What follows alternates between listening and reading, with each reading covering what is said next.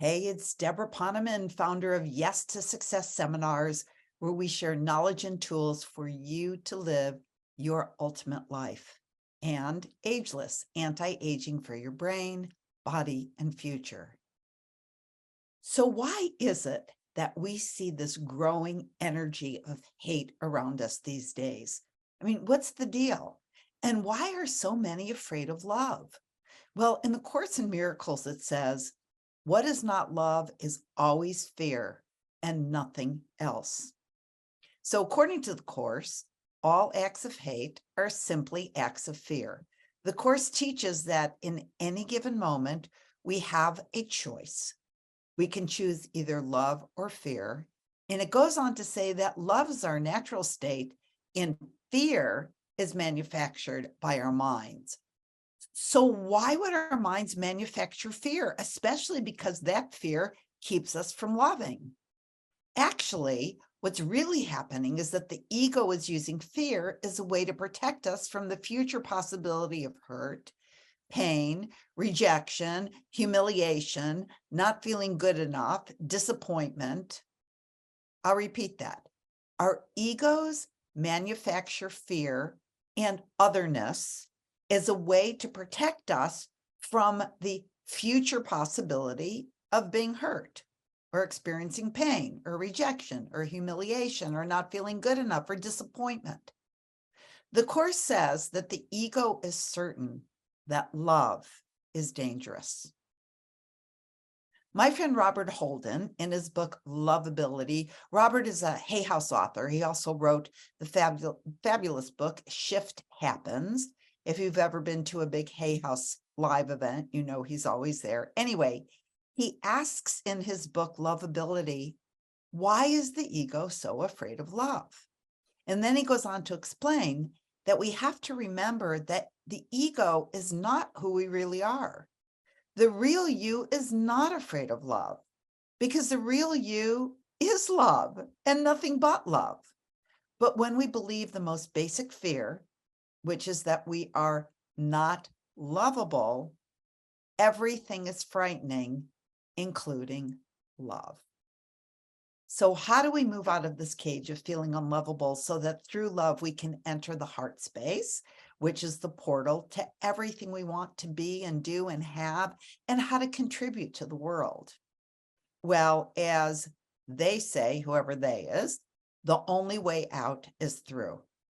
The great teacher Emmett Fox once said, and I will quote this, there is no difficulty that enough love will not conquer, no disease that enough love will not heal, no door that enough love will not open, no gulf that enough love will not bridge, no wall that enough love will not throw down, no sin that enough love will not redeem.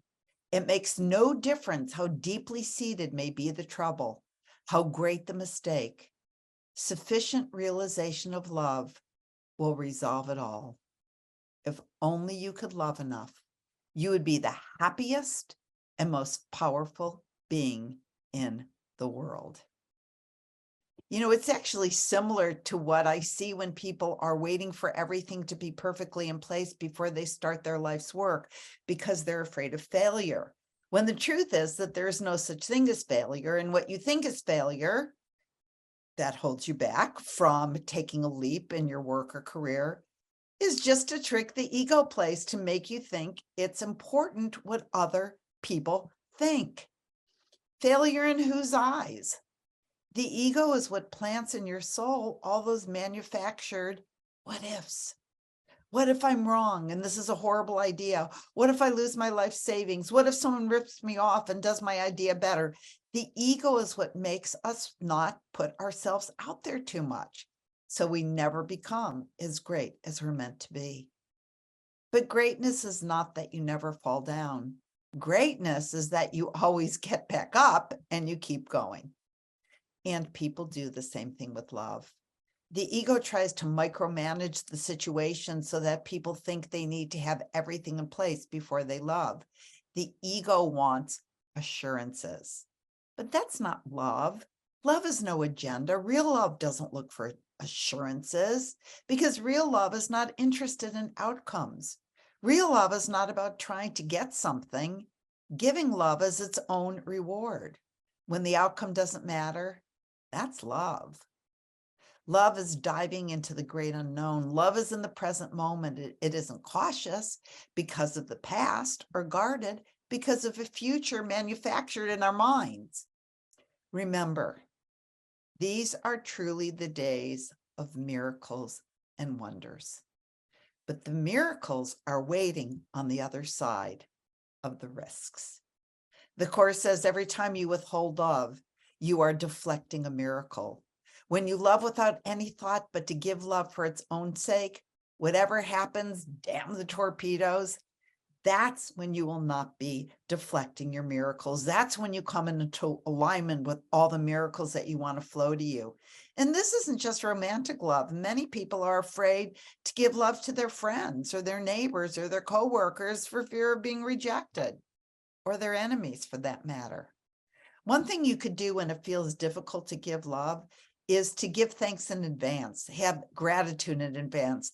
Thank you, God of my understanding, for this love that is now flowing effortlessly from my heart. And that bright light of gratitude will illuminate and surround the situation and make it easy to love. And when you want to heal something with someone and return to love, but you have a fear of saying to someone, please forgive me, or I really want whatever it is between us to go away, don't forget, you can do one other thing.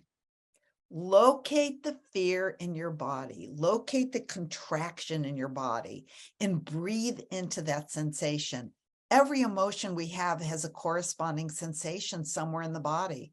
And when fear shows up, just locate it, breathe into it, and often you'll find that that sensation will disappear along with the fear that's linked to it. In fact, this moment in time right now is the opportunity that we've been given to counteract the energy of fear on earth. And if enough of us radiate love, we have the chance and the power to triumph over that energy of fear that really has engulfed our world. The magnificent spiritual teacher and medium, Patricia Cota-Robles said, she said it this way. She said, everyone who is accepted to be here on earth at this time is here for great purpose. She said thousands were turned away, but we're here not because we're better than those souls, but because the Creator, Father, Mother, God felt that we were the ones who had a better chance of staying focused on the light. We, you and me, had a better chance of staying focused on the light. Good for us. We are in the middle of a war, and the war is between the light and the dark. And you have the chance, actually the sacred duty, to be warriors for the light, warriors for love. That's why you were born at this time. And it's not the sacred duty of everyone who is born at this time, but you volunteered. If you hadn't volunteered, you wouldn't be listening to this message today. You know that. So I invite you to remember who you are and why you were born, and stop withholding love and deflecting the miracles that are waiting for you on the other side of fearlessly giving love. So have a great week and know that we're in this together. Bye for now.